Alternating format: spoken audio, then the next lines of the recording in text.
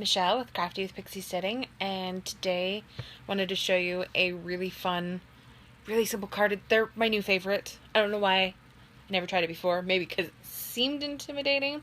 But they're the Sunburst cards. I don't know if you've seen those. They're super, super easy. So what you're going to want to do is you're going to want to pick, you're going to want to pick 5 different patterns. And I'd suggest that obviously you want a complementary.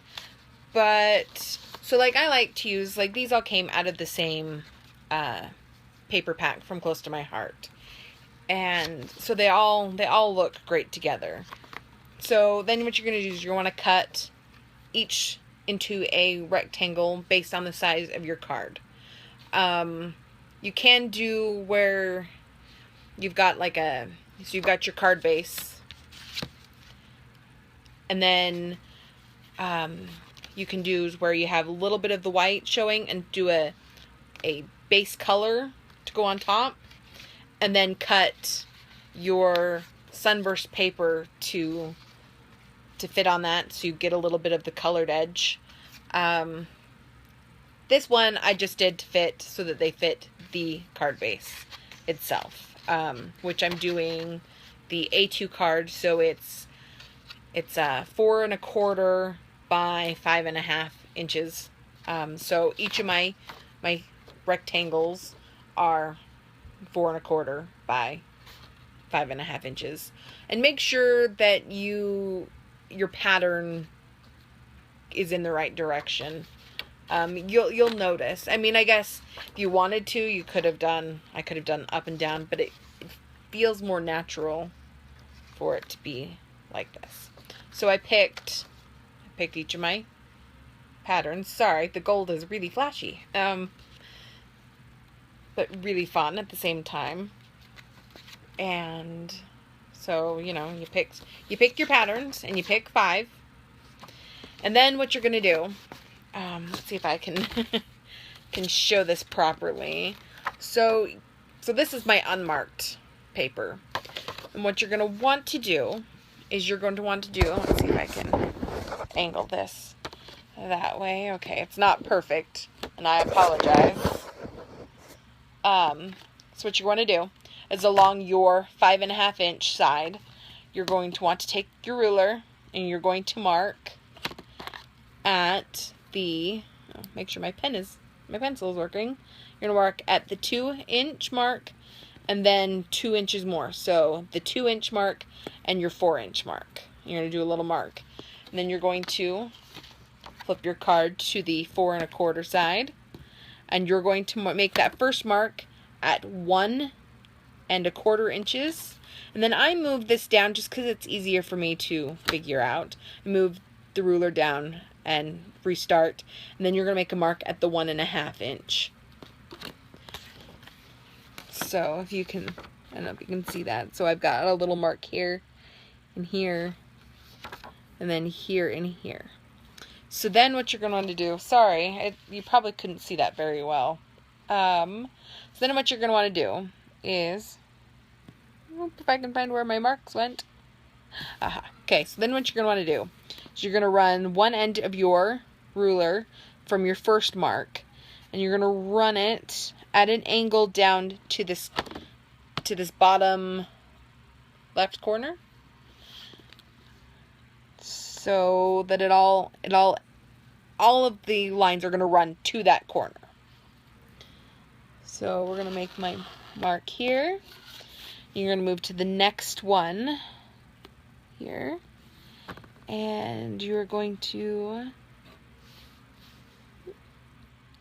do the same. So these cards are great for all kinds of things. They can be used for birthday cards. I actually first saw it used as a Christmas card. And they are super cute. And like I said, I was totally intimidated because it looks like it's so much more complicated than it really is. Okay. So now that I have the card all marked up, now we're going to cut it. And I'm sure you can utilize your paper trimmer, but I feel more confident and it's less work to just fussy cut and cut down these lines. So now when you do this, this gives you 5 pieces. And each of the card, or each paper is going to be the same. You're going to have the same pieces, just in the different patterns. Which means that when you cut these, you're actually going to get enough to do 5 cards. Which I totally love. You know, you're killing 2 birds with 1 stone kind of a deal. And they really are cute. And the different variations of patterns you get by using the different patterned paper gives you some variety. And once again, super, super easy to do. Okay, so now we've cut our paper, and we have our stack of our other paper that I pre-cut out. So then, what you're going to want to do is you're going to want to pick what pieces you want to start with. And you're just going to, sometimes it's just easiest to just go in order. So work your way through your patterns.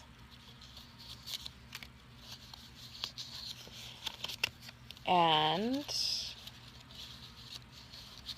just, simply lay it out. I like to lay it out to make sure that it looks okay, that I'm happy with the way it's going. Because you would hate to not be happy and have done all that work. Oh, I ended up with the wrong piece. Those last pieces are hard. Just remember that 4th piece is going to be probably your skinniest piece of paper. Alright.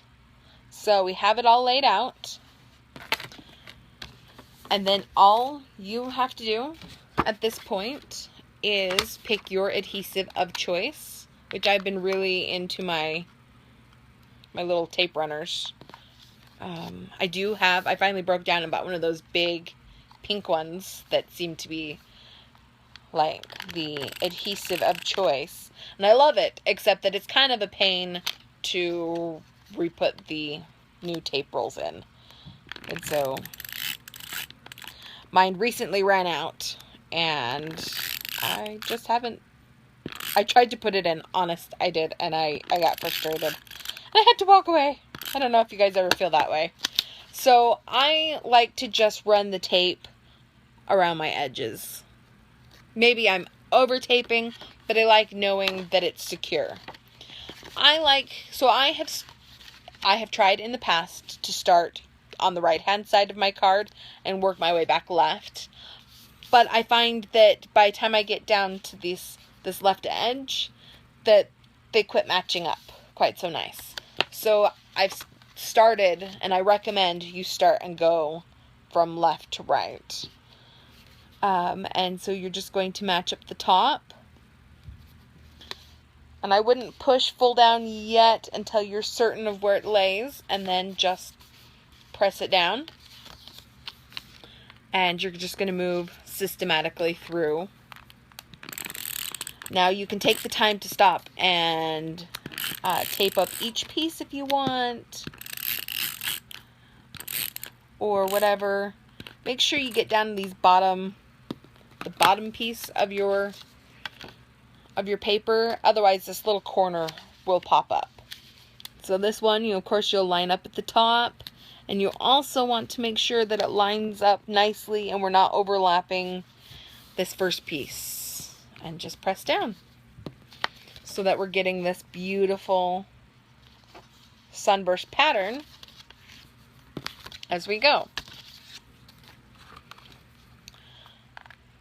So I've been doing lots of prep for, I'm actually participating in a vendor event in September.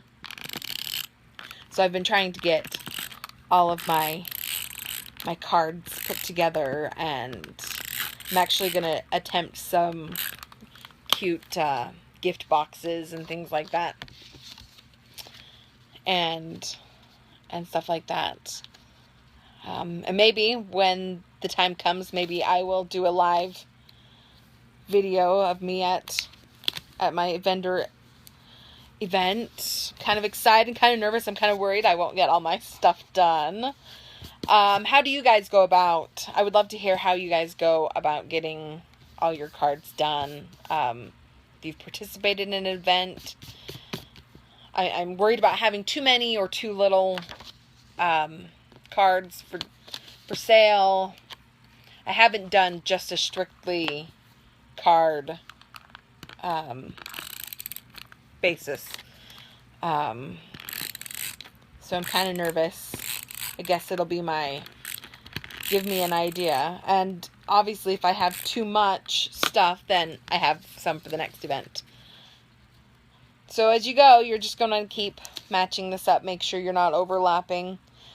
I'm really nitpicky, but that's something I love about using the tape instead of glue, is that it makes it easier to pull up as long as you haven't pressed it all down. It makes it easier, and you're less likely to rip your paper. But that doesn't mean you can't, and I have done that.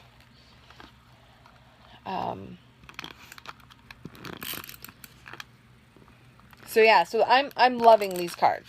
I've tried it in all different patterns. I have some cute Christmas ones that are just waiting for some finishing touches, because I can't decide what I want to use. Okay, so now we're going to match up this last piece. Match it up along the edge. You know, pretty self-explanatory. Just make sure it matches up and smooth it up, and there you have your Starburst card, or your Sunburst card. See how cute it turned out? I love it. And of course we're blinding you with the gold piece down here on the bottom. So now what you're going to do next, and I didn't prepare anything, but you're going to want to put something here, whether it's some cute 3D embellishment, a button, even your message here in the corner. It helps cover up if your corners don't match up when, 100%. See, they're not quite all matching, but they're close enough, and you still have this beautiful effect. So then you add your embellishments as you want. I have one that I have the embellishment here, and then I have my message, my thinking of you or my happy birthday over here. And really, the sky's the limit when you're putting these together, because they can be used for all kinds of occasions, and that's up to you.